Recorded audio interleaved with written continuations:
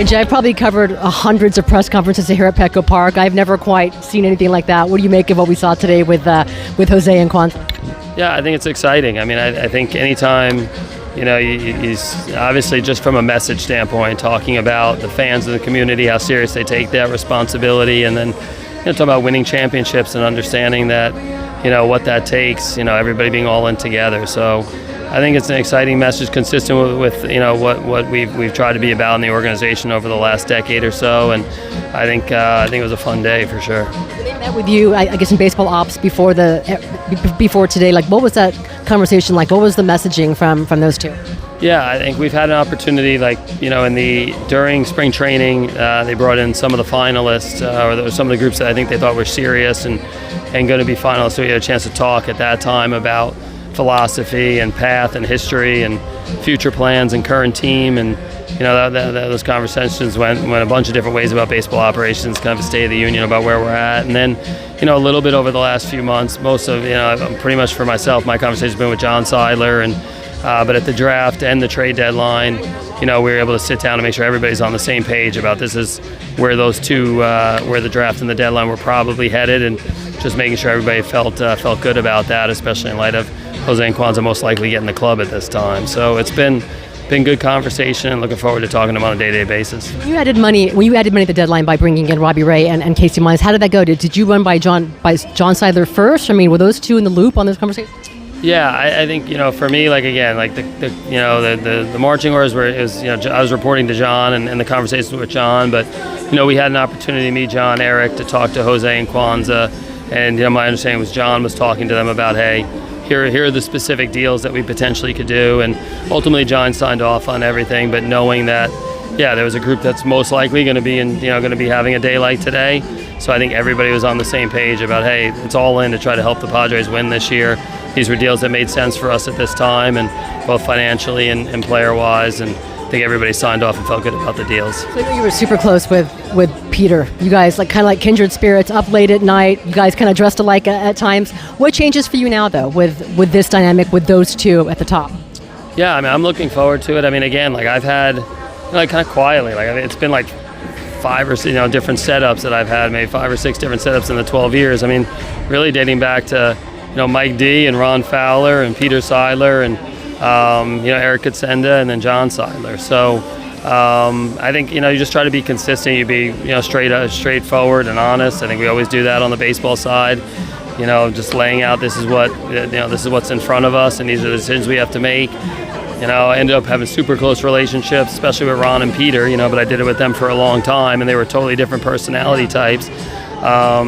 So for me, it's again, I think it's going to be exciting. I think they're two individuals, obviously been very successful in their other pursuits, and I think everybody on the same page about what it takes to win and what it looks like, what we've tried to put together here in terms of being all in and being together as a family, and and supporting each other. And I think those things are going to play out with Jose and Kwanza as the new owners. Are you now reporting? Do you report now directly to Kwanza and Jose? How does that work? Yeah, same setup in terms of I've always reported. I guess the initial setup with Mike was different, D, but yeah, reporting directly to Jose and Kwanza. Okay, I knew that. Next year, who knows, because of the possibility of a lockout. But what's your understanding about payroll and spending money and their desire to go ahead and add on to what you guys have right now on the books? Yeah, I mean, I think those would be conversations. I think for right now, everybody's agreed. At this point in time, no different than any other season, really. It's a heavy focus on getting into the playoffs. This is going to be a super challenging pennant race. A lot of teams playing well. We're playing well.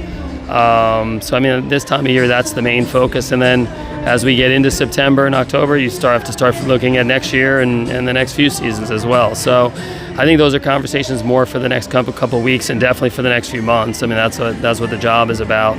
But, immediate future, it's going to be all about, hey, doing everything we can to get this team in the playoffs. AJ, I know that you signed your extension, I think, during spring training. You wouldn't tell us how many years. You can go ahead and spill it right now if you're ready to go ahead and do it. But a lot of times when teams come in, they spend, $4 billion. They want their own people. Any doubt that you're going to be their guy moving forward? Continuity. Do you think anything changed?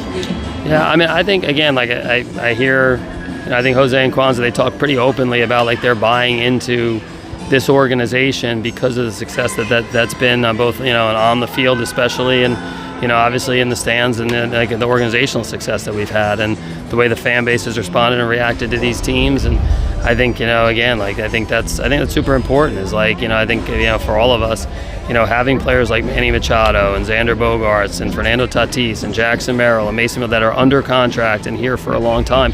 That's the idea is year after year you have a chance to go play in the playoffs, and we've been doing that. And I think that's what's exciting to Jose and Kwanza. And again, our focus is always about, hey, let's go make good decisions, let's go win. When you do that, I think good things happen. We've been doing that, and that's all I'm really focused on right now. Will you be texting them like 2 o'clock in the morning to talk baseball decisions, or is that just a Peter thing?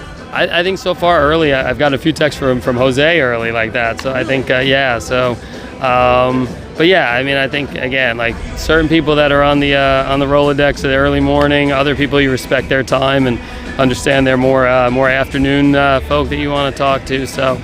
We'll see. Well, I'm looking forward to it and figuring out what's the best time for all those conversations. Are they going to be super hands-on, do you think? I know Peter let you do your job, right? But you bounced everything off of him, and there are times where he went and courted guys as well. Do you expect that from these two? Again, those are going to be conversations we'll have more. I think what they've been, so far in the conversations, it's just been very supportive of what's here and the team. And honestly, I think that's going to be more of the conversations for the next couple of weeks and months when we get into, the off season and how that all looks and the working relationship. But looking forward to it for sure. Okay, one last question, because I can feel Kevin Acee glaring at my back right now, and probably AJ as well. But when you hired Craig Stammen, I remember him saying in his press conference that we're looking to get that MVP version of Tatis back, that player. What are you seeing from him, especially the past 2 months? Yeah, no, he's obviously playing. He's obviously playing at a super high level, and I think again, it's I think all of us, everybody in San Diego, it's to be a super scout to realize that Fernando is one of the best and most talented players in baseball. He can impact the game, 5 tools, all kinds of different ways, and he's doing that on a consistent basis every single night, and he's helping us win games. So I'm excited for him. I'm proud of the fact that a lot of times both with this team and with any player. Early season struggle, and you could kind of go, hey, this isn't my year, this isn't my month.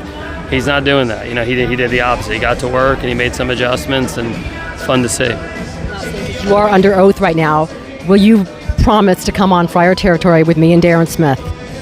Yeah, I don't know about the promise. I'm excited about Friar Territory, but it may not be this week. We'll see. We got a few things we got to take care of in the meantime. Next week. Yeah, we'll be at some point in time. I'm looking forward to talking to Darren again, and even you at times too. So I'm looking forward to it. So. Okay.